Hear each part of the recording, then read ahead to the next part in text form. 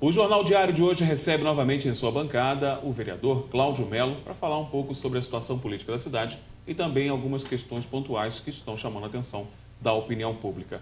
Cláudio, obrigado pela tua participação aqui mais uma vez e eu quero já aproveitar e falar do concurso público da Câmara. No sábado nós tivemos uma reportagem no Jornal Diário de Teresópolis que atenta para o fato de completarem já 2 anos de indefinição do concurso. Eu queria que você falasse um pouco a respeito desse processo todo, que você participou muito de perto, né?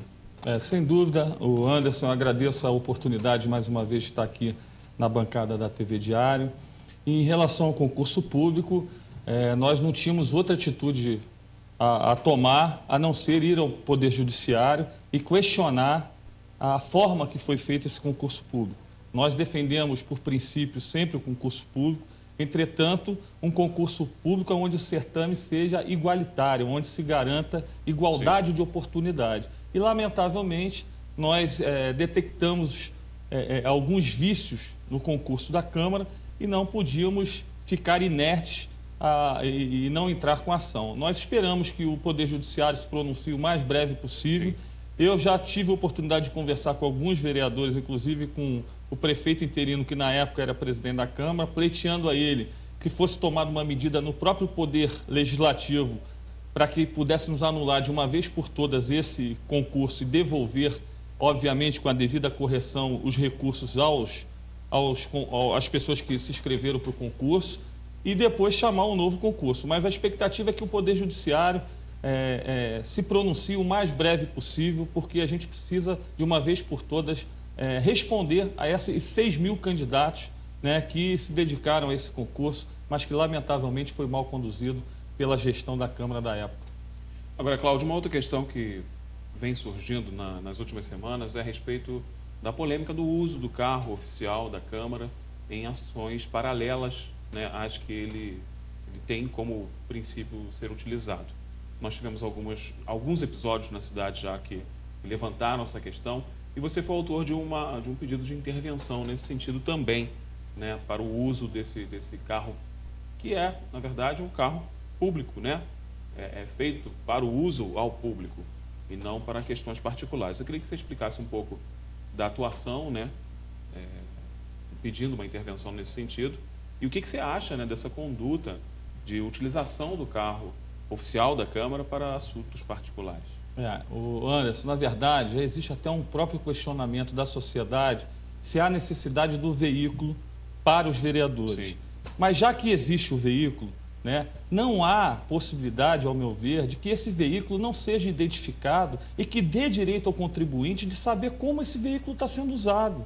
É inadmissível, e aí falando como contribuinte, não como vereador, sim, eu não ter o direito de saber como o bem público é usado. Utilizado. E como, lamentavelmente, né, os carros da Câmara não cumprem a portaria interna que determina a identificação dos veículos com um brasão na porta, né, hoje só tem o veículo que serve ao meu mandato e também o veículo que serve ao mandato do vereador Vaguinho, que estão identificados. E ainda há um agravante, que alguns carros da Câmara estão com isso filme, né, prejudicando ainda mais o direito do contribuinte de saber quem está dirigindo aquele veículo, quem está dentro daquele veículo. É isso que eu ia te perguntar, Cláudio. Acho que a grande maioria dos carros são filmados, né, com aquela película adesiva que reduz a visibilidade quase que nenhuma para quem está dentro do veículo. Existe alguma determinação interna para que não use esse tipo de adesivo? Olha, na portaria é omisso. Nós entramos com a ação de obrigação de fazer para cumprir a portaria interna e argumentamos e pedimos, foi um adendo ao pedido sim, inicial, sim, porque nós entendemos que carro público não pode ter isso filme. Nesse episódio que a gente tomou ciência através do Jornal Diário, né, de ser fotografado um veículo do Poder Legislativo num motel, isso é inadmissível. Sim. Então, na sessão de ontem, eu pedi à mesa diretora que tome providências, que apurem, seja vereador ou assessor. É inadmissível que se use o carro da Câmara, um bem público, para esses fins. Então, nós estamos aguardando, o meu advogado, inclusive, com a notícia que foi dada pelo Jornal Diário. Nós estamos peticionando ao Dr. Carlos Basílico, que é o magistrado que está apreciando a ação, pedindo a liminar para que obrigue a Câmara Municipal a identificar todos os veículos da Câmara, bem como retirar a película de insufilme. Né? Então, isso foi baseado nos princípios constitucionais da moralidade, da publicidade, mas também baseado na portaria que é interna da Câmara e que não está sendo cumprida. Pois é, Cláudio, você tocou na questão da reportagem, né, da ação de uma fotografia, né, que flagra, evidentemente, um carro, né, de um determinado vereador dentro de um hotel, e num horário em que esse carro estaria prestando um serviço à população, estaria lá nesse motel. O teu posicionamento como vereador a respeito disso, né? Evidentemente, você é cobrado nas ruas a respeito da postura de um vereador. Como você enxerga a gravidade desse tipo de ação para o Legislativo Municipal, que já sofreu inúmeros desgastes? Sem dúvida que isso é mais um desgaste para a imagem do Poder Legislativo. Eu sou extremamente rigoroso em relação a isso. Eu acho que a mesa diretora, a primeira secretaria da Casa, que é competente pelo regimento para acompanhar o uso desses veículos, ela deve tomar todas as providências sob pena de prevaricar. Então, ontem em plenário, o presidente da Casa me informou que já foi aberto um inquérito interno da Casa para apuração. O meu advogado está peticionando junto ao Poder Judiciário, dando ciência ao Poder Judiciário dessa notícia, e nós daremos também notícia ao Ministério Público, pedindo a ele que apure também todos esses fatos, porque, com certeza, isso é inadmissível num momento, inclusive, que a gente vive. Em qualquer momento já é inadmissível, mas no momento que Teresópolis vive, isso mostra um total desprezo, né, um deboche com o contribuinte e com a sociedade. Isso precisa ser repelido de forma severa pelo Poder Legislativo local. Bom, Cláudio, mudando de assunto, nós tivemos há algumas semanas uma manifestação, né, digamos assim, dentro do plenário da Câmara, de funcionários das OS, que são responsáveis pelos postos de saúde da família da cidade, reclamando de falta de condições de trabalho, atraso de salários, e a Câmara se posicionou nesse sentido. Qual foi a tua posição a respeito dessa ingerência, né, podemos dizer assim, dessas organizações? Anderson, eu quero recordar agosto de 2010, quando esse projeto chegou a 10 minutos de iniciar a sessão, com urgência urgentíssima. Eu me lembro, na época, que o líder do governo era o vereador Cleiton. Eu, inclusive, pedi a ele que retirasse de pauta para que pudéssemos discutir melhor essa questão das OS. Ele fez até a ligação, na época, para o Executivo, consultando se havia possibilidade de retirada para que pudéssemos fazer um debate a respeito. Ele disse que não havia, que tinha que ser aprovado naquele dia. Eu falei que votaria contra e iria fazer o debate. Por quê? Porque eu já estava fazendo alguns estudos em relação às OS, que é muito polêmica, essa questão de ter as organizações sociais para gerir a saúde, para gerir a educação, né? E, lamentavelmente, as informações que nós tínhamos até aquele momento é que aonde estavam implantados os modelos de gestão de OS era foco de corrupção, de mau atendimento e de lesão aos trabalhadores que estavam prestando serviço nessas organizações sociais. Não recolhiam os tributos, fundo de garantia, INSS, atrasavam o salário. E naquela oportunidade, lamentavelmente, o projeto foi aprovado por 11-1, tendo só o meu voto contrário. E em seguida, não satisfeito, o executivo da época, um mês e meio depois, ainda mandou uma outra mensagem modificando a primeira lei da OAS, ampliando mais ainda o atendimento dessas organizações sociais, podendo inclusive ampliar, não só na saúde, para a educação também. E aí eu votei contrário. Nessa segunda votação, o vereador Carlão me acompanhou, né, votou comigo.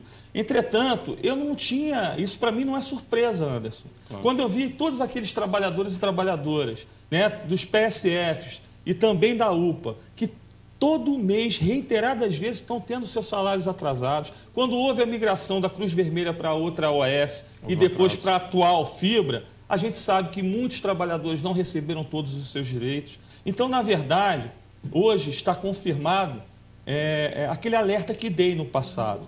E eu sinto na Câmara hoje uma disposição da gente revogar essa lei, essa famigerada lei, que é polêmica também na Assembleia Legislativa. Nessa semana, houve quase um rompimento no governo estadual, porque algumas bancadas, a base de apoio na Alerj do governador Sérgio Cabral, se posicionou contrária a esse modelo de gestão. Por quê? Porque esse modelo de gestão não melhora o atendimento. É foco de desvio de dinheiro público. Nós precisamos valorizar o SUS e os profissionais da saúde pública. Né? As fundações municipais de saúde é uma possibilidade? Sem dúvida que é. Mas mais do que isso, a gente tem que valorizar a saúde pública e o SUS. Então, eu quero ficar muito à vontade e estamos trabalhando, conversando com os vereadores, e hoje o sentimento que tenho é que daqui a alguns dias nós iremos revogar essa lei que tanto mal fez, não só ao atendimento na saúde, mas aos trabalhadores que foram contratados por essas organizações sociais. E buscar os bons exemplos, os maus exemplos não precisam ser copiados. Agora, Cláudio, vamos falar um pouquinho do processo eleitoral. Existe uma dúvida muito grande a respeito da quantidade de vereadores, né? Há um buchicho aí, né, que pode se virar um projeto de ampliação do número de cadeiras, da ampliação para 21 vereadores, enfim. Existe essa possibilidade.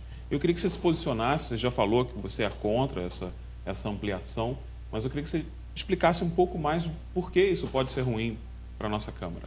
Na verdade, Anderson, eu quero recordar lá na década de 90, quando a gente começou a debater essa questão da razoabilidade, da proporcionalidade. Sim. Teresópolis teve a redução do número de vereadores porque o Supremo Tribunal Federal entendeu que não era razoável um município com mais de até 140 mil habitantes ter 21 vereadores, como o Nova Iguaçu, que tinha 1 milhão de habitantes. Então, na verdade, foi criada uma regra de razoabilidade e proporcionalidade. Algumas câmaras cresceram e outras diminuíram. Aquelas que, após a Constituição de 88, aumentaram demasiadamente, tiveram que se adequar, que foi o caso de Teresópolis.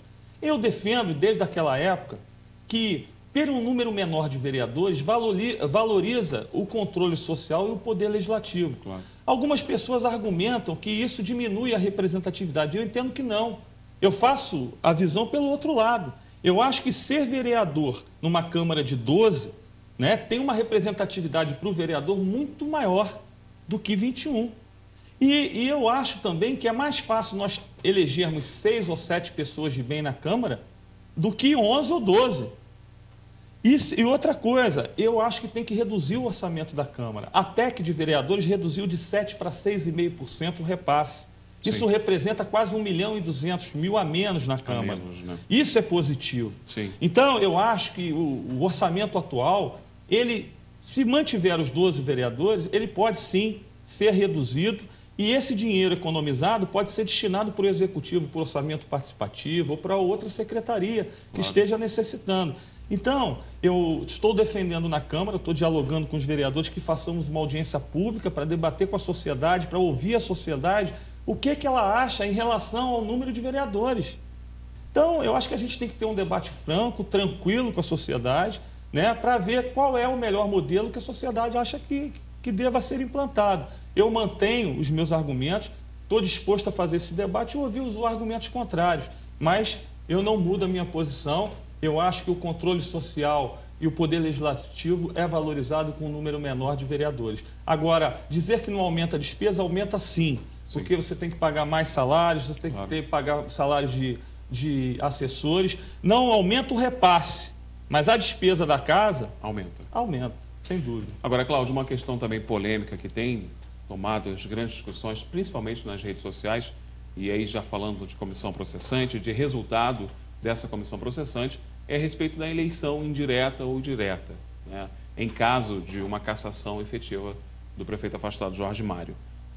Você já se posicionou ferrenhamente favorável à questão da eleição direta. Eu queria que você explicasse um pouquinho, rapidamente, qual é essa diferença e as possibilidades reais de determinado pleito acontecer ou não. Primeiro, em relação à comissão processante, eu quero tranquilizar a população. Sim. Por quê? Porque o rito da comissão processante ele é diferente da CPI. Sim. Então, a comissão processante ela está trabalhando. Ela fez as notificações que o decreto 201 determina. O acusado já entregou a sua defesa. A comissão processante já avaliou essa defesa prévia por escrita que foi entregue e decidiu pelo prosseguimento da processante, que foi referendada no plenário.